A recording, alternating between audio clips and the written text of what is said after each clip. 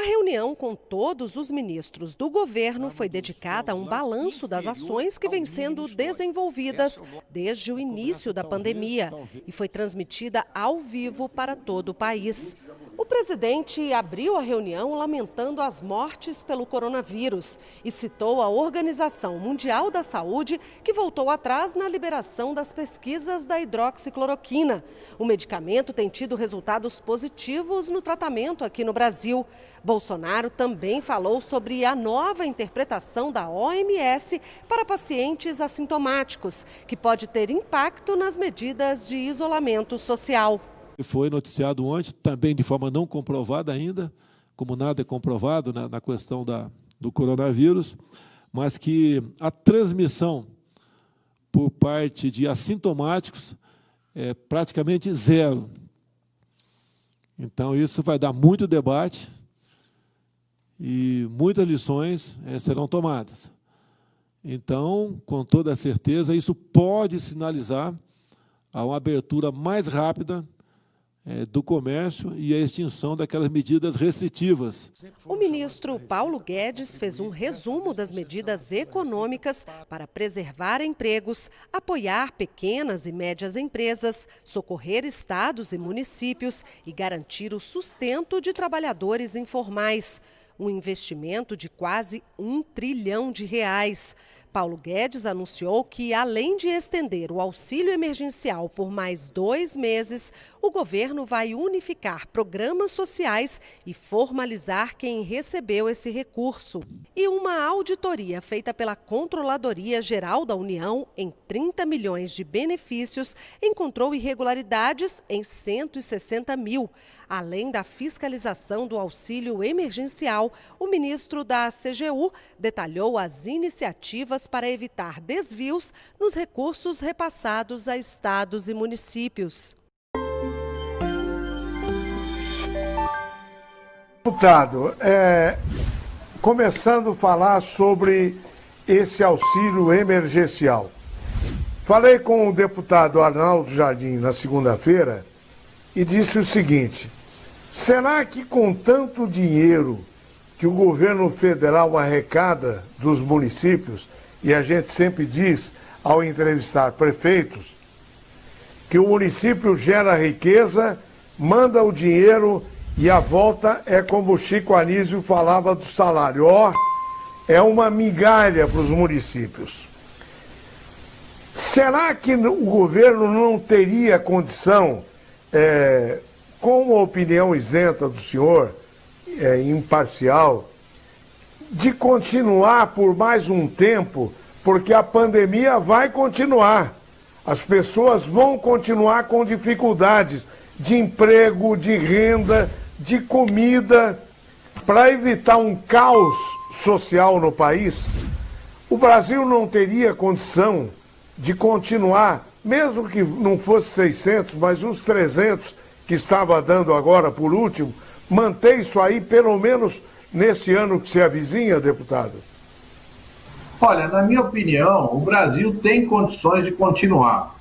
Em primeiro lugar, nós temos condições de fazer planejamento de recursos que estão parados. Então, tem vários fundos que estão parados e que o governo não utilizou deles até agora e que poderiam ser destinados ao auxílio emergencial.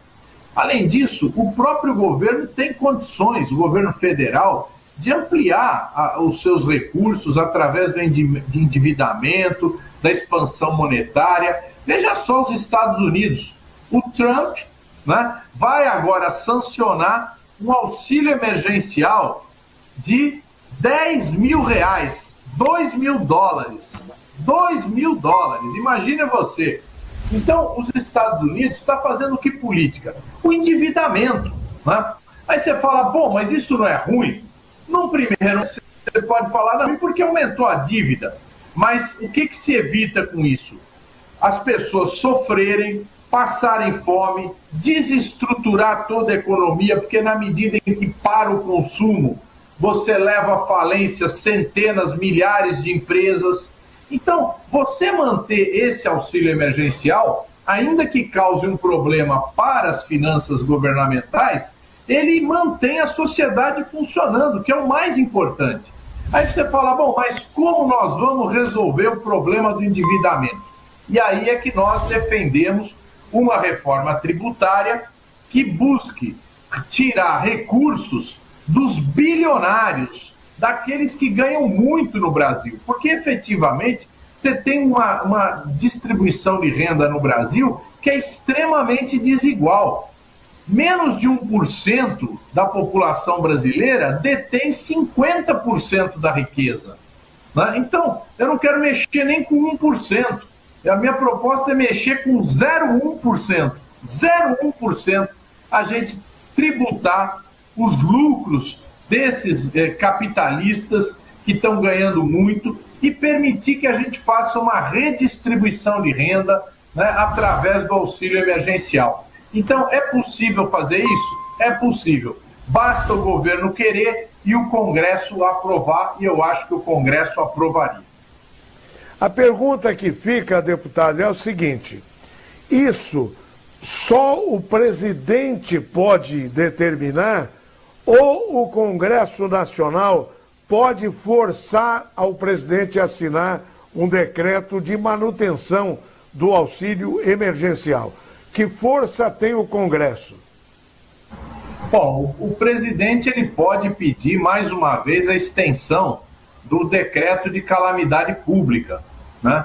E isso garante, e o Congresso evidentemente tem que aprovar, e vai aprovar, não tenho dúvida nenhuma, né? Isso garante as condições da gente ter créditos extraordinários que possibilitem o governo gastar aquilo permitido normalmente no orçamento. Então o governo vai poder buscar esses recursos que estão parados, obter novos recursos através de financiamento e garantir a sobrevivência dessa população até que a gente tenha a aplicação da vacina em larga escala, né? Nós temos 210 milhões de habitantes, é fundamental que se comece essa vacinação rapidamente e com isso você parar a expansão da epidemia, né? E garantir a sobrevivência das pessoas. Isso é o mais importante.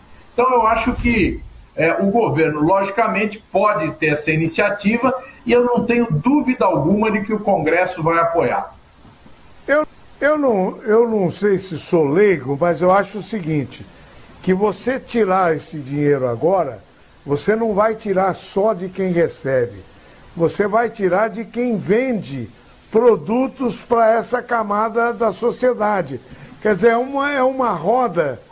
Aliás, dizia-se antigamente que o Lula, quem é contra, quem é a favor, eu não quero discutir, mas que o Lula fez o fácil, ele fez a roda girar. Deu dinheiro para quem não comprava, que foi para o mercado, que comprou da indústria, e aí a economia rolou. Se tirar agora esse auxílio, deputado, o que vai acontecer com o nosso comércio? Exato, a gente já viu, saiu uma estatística ontem no jornal, o Elton, dizendo que caíram as vendas do Natal. E o que o jornal, os analistas atribuem isso? A redução do auxílio emergencial de 600 para 300 reais. Agora você imagina o que vai acontecer se 40 milhões que estão recebendo o auxílio deixarem de receber esse auxílio a partir agora de janeiro. Né? Todo aquele incremento que teve na construção civil, na venda de alimentos, né? Tudo aquilo que se conseguiu, principalmente no segundo semestre de 2020, vai estancar. Né? E isso vai levar ao quê? A demissões. Né? Mais demissões na indústria, no comércio e nos serviços. Então, exatamente isso que nós temos que evitar. A economia não pode parar. Né? Ainda que o governo tenha, vamos dizer, um prejuízo, mas o governo ele tem que governar para as pessoas. Ele não governa para um abstrato, ele governa para o povo. Né? Então ele tem que garantir o bem-estar do povo. Então eu acredito que o governo não pode vacilar nisso, deve estender a calamidade pública e deve garantir o auxílio emergencial por mais o tempo que durar essa calamidade. Porque atrelado ao auxílio estava a garantia do empregador segurar o empregado.